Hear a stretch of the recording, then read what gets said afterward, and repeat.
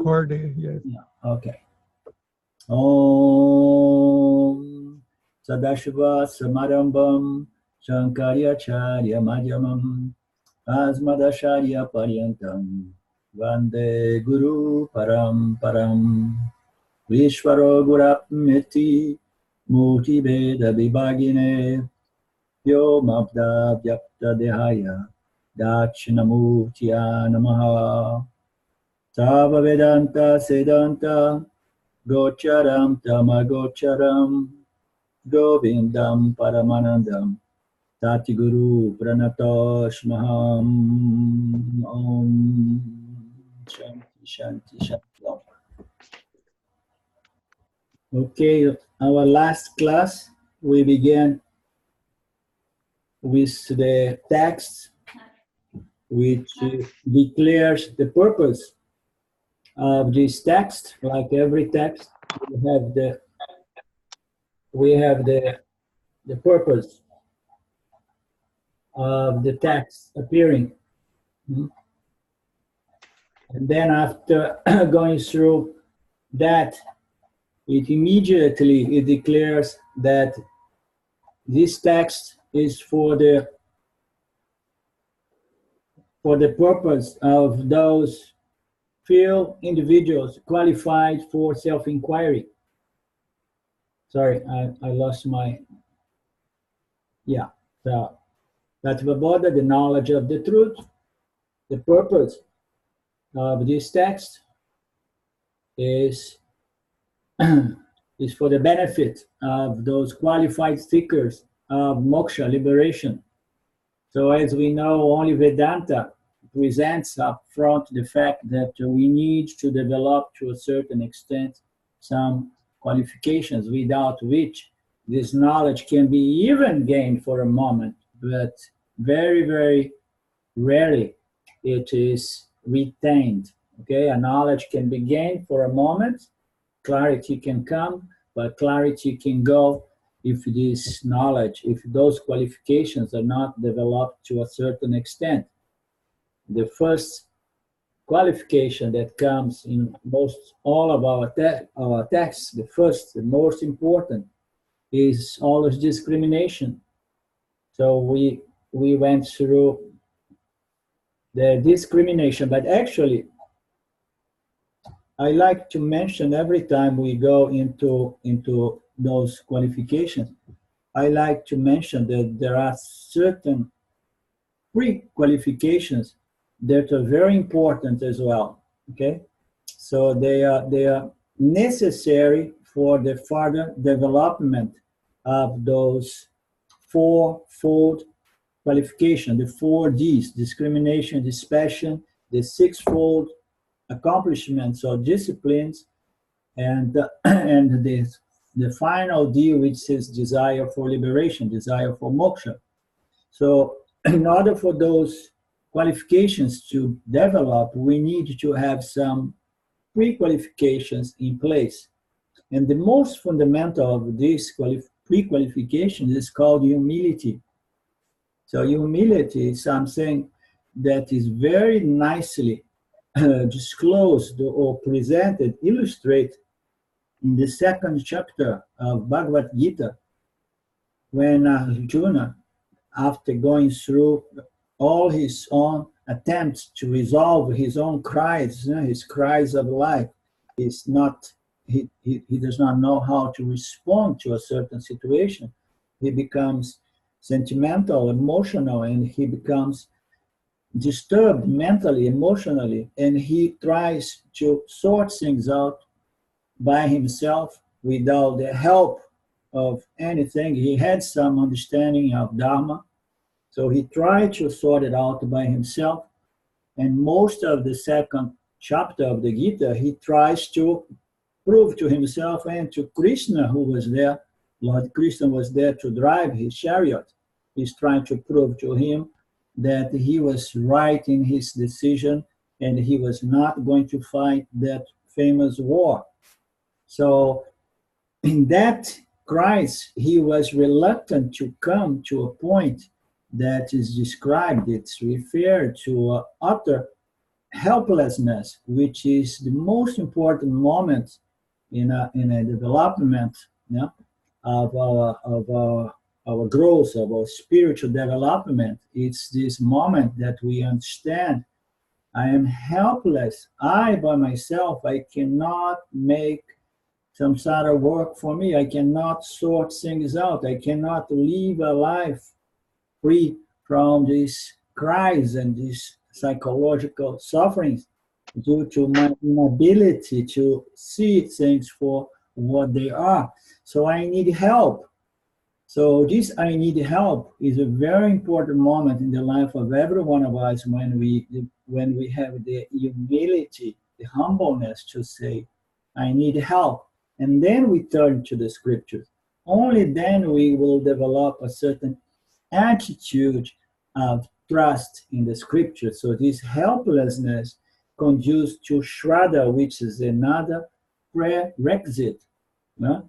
Pre-qualification. So we need to have this helplessness that produces this humility, this humbleness that Arjuna came to that humbleness when he told Krishna, okay, Krishna, I have tried my best. I am helpless. I'm hopeless.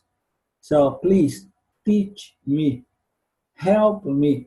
So the ego, the human ego hates that position of helplessness. Okay, it hates to be put in a position to say, "I need your help. Please teach me." I know a lot of people who finds Vedanta very beautiful, very attractive, but they refuse to put themselves in the position of a student. Okay, because the ego, the infantile ego of the jiva, feels very small when he puts himself in the position of a student. Okay? As if there is something great about being in the position of a teacher or being in the position of a student, as if there is a teacher which is only a teacher. No, the teacher, no matter how grandiose or how brilliant he is also a student, because this tradition goes from teacher, guru to student, guru to student. So even the most brilliant teachers, they are also students, okay? The ultimate teacher is Ishwara, because the entire body of knowledge of the Vedas was unfolded and revealed to us from Ishwara, the first guru. When we go through our invocation, from the first guru, Ishwara, the real original teacher. So everybody is a student of Ishwara. Everybody has to have a teacher. And if somebody, to use one of those expressions of Ramji, if one at certain moments wears the hat of a teacher, it's just a temporary situation in reference to some people who came and said, okay, let's do it, teach me, explain it, okay? So it requires a certain maturity that is a byproduct of this sense of helplessness. So we need to go through our situations of life. First of all, try to squeeze or to find juicy in objects, and then we come to a point that we want to ask those more fundamental questions. We want to sort it out by ourselves, and then we fail, and then we say, please teach me. Humility is what allows us to have this proper attitude towards the teacher and the teaching. Vedanta, we say it comes in one package. The package is teaching and teacher together. Okay, the teaching, the scriptural teachings, they have to be unfolded by someone. They need to be unfolded almost 100% of the time. There are some rare exceptions, but in most cases, okay, and we cannot generalize those exceptions, we need to keep the rules. The rules is that almost invariably we need to be taught. We need a teacher to unfold, to yield, to explain the meaning of those statements of the Upanishads. So it comes as one package because by ourselves, we students, we have a great probability, a high probability of misunderstanding, misinterpreting, filtering the true meaning of those statements of Vedanta. Okay, therefore it's always better. And in Vedanta, we know it goes through a different stage, this process of assimilation of this knowledge. Okay, and we say that the first one is Shravana. Shravana is listening.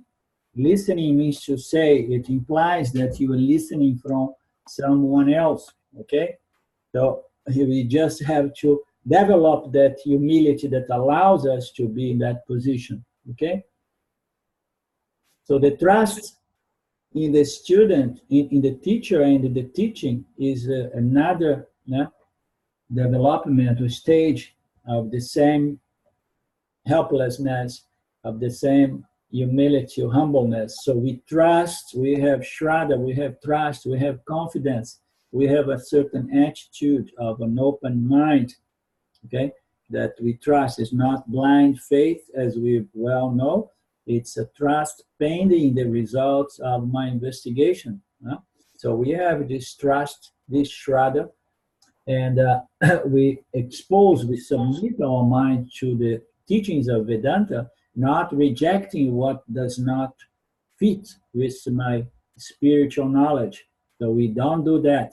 Okay, if we want to reject something, let's reject the notions we hold, which do not fit with the scriptural knowledge. Okay, so we go by that way.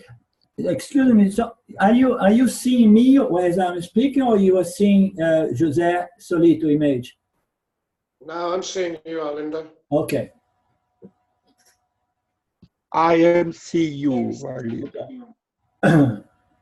So this trust is a byproduct of this attitude of humbleness. And then we have tried. If we had to sort things out by ourselves, would have had already resolved this fundamental drama or problems of life. So, but the fact that we are still seeking or searching or trying to find out a way out of this samsara, it's an indication that whatsoever we did, whatsoever notions we hold in our minds, still did not do the job. Therefore, we trust that the scriptures may be pointing us, leading us in the right direction, in the direction of clear and pure knowledge and wisdom. Okay? So we have this trust, but a lot of people come to Vedanta, but somehow they have a hell of the time to really trust the teachings and the teacher. They have this suspicion, this fear, this certain attitude of not wanting to trust. And another aspect of this prerequisite is patience, because Vedanta requires work. And we live in a time that we want instant results for everything. Even some people, to make a coffee, they buy instant coffee because they don't have the patience to do a drip coffee or anything like that. They just want instant results. So Vedanta is not going to work instantly. Rarely it's going to be like that, but only for someone highly qualified, some minds who are already clear and qualified and prepared, and they have almost no doubts, and then they just hear the statement, Aham Brahmasmi, I am Brahman, and immediately it clicks and the mind goes, of course, okay? But those are rare case, okay? So we need to understand that it requires a certain patience and persistence, okay? So those are the prerequisites I like to mention. And then we went through discrimination. We covered dispassion.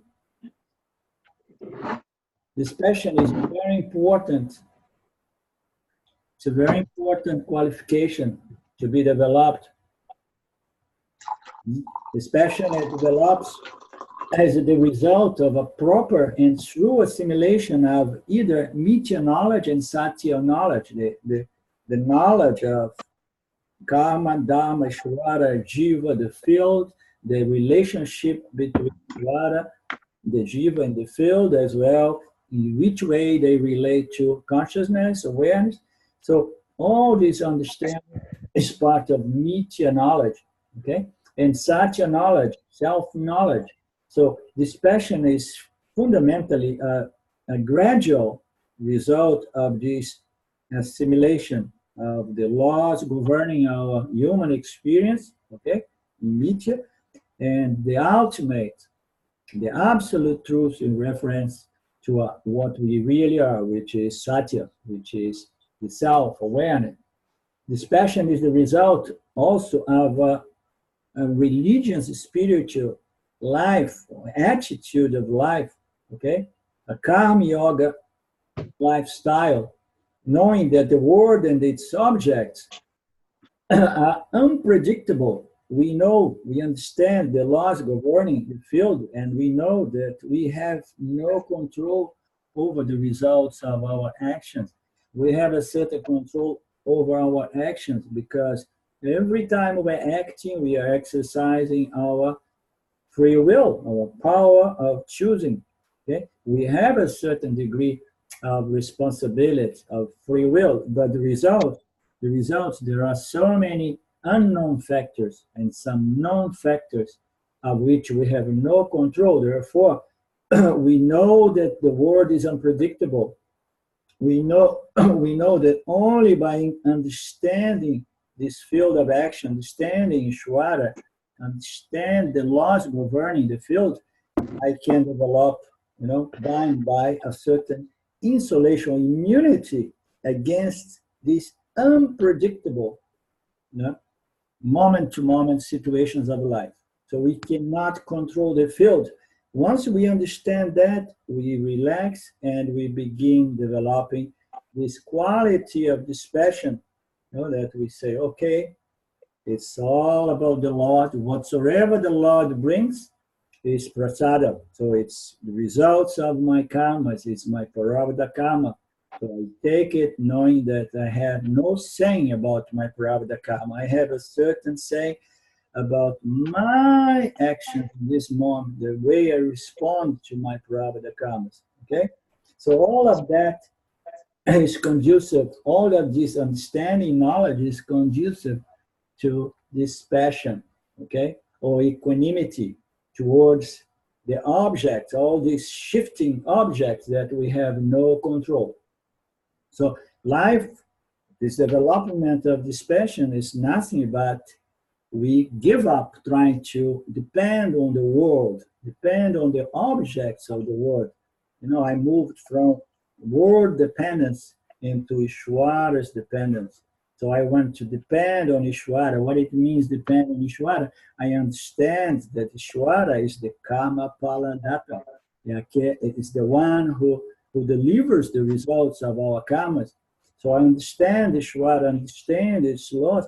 I submit my mind to its knowledge, and I develop the attitude of acting out, responding to my prarabdha karma with this spirit of gratitude, of devotion, of contribution to the field, contribution, retribution, thankfulness for the opportunity of being here, and participating and having Ishvara taking care of my body and all its functions and so on.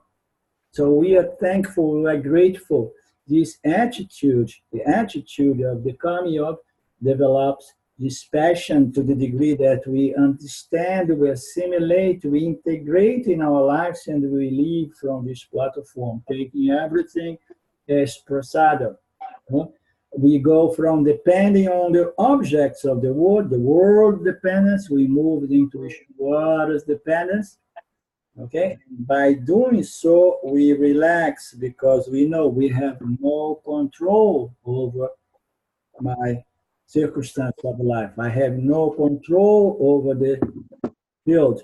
I have a certain control over my actions. I want to respond in a dharmic, proper and timely way, knowing that the results are up to Ishvara, and that produces an enormous amount of tranquility. The lack, all those anxieties, those afflictions, those expectations, okay? The mental disturbance derived by this this false belief that I can get what I want, the way I want, and when I want, all of that dissipates, and the mind develops this passion, okay? This very cool and positive okayness in reference to what Ishvara presents us with, okay?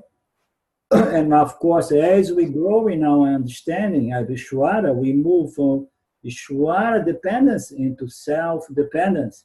So, and then the dispassion is even more grounded, more true. We no longer depend on Ishvara, but we place our dependence not on the world, not on Ishvara, but now on the self. And in other words, what is self-dependence?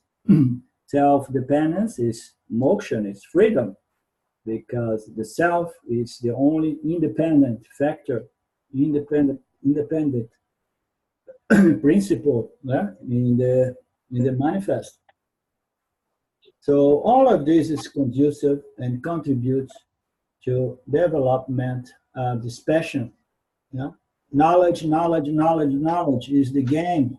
The game, the solution of samsara, the solution of our problems is knowledge, because our problem fundamentally is due to ignorance that still somehow afflicts us, because it's deeply hardwired. So God dependence is to be converted into self-dependence, which means independence or moksha, since the self is the only independent principle pervading the entire manifest. It pervades Maya, it pervades Ishvara, it pervades the Jiva, and it pervades Jagata, the world universe.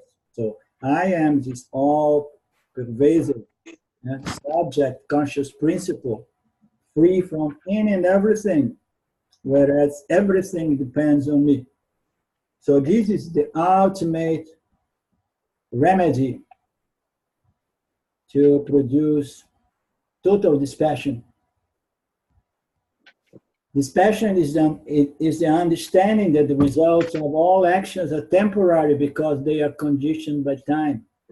Thus, they cannot grant permanent freedom from the sense of personal limitation and lack.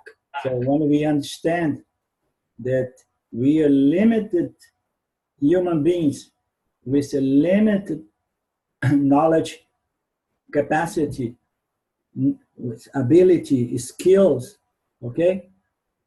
Any kind of areas of our lives, we find limitation, okay?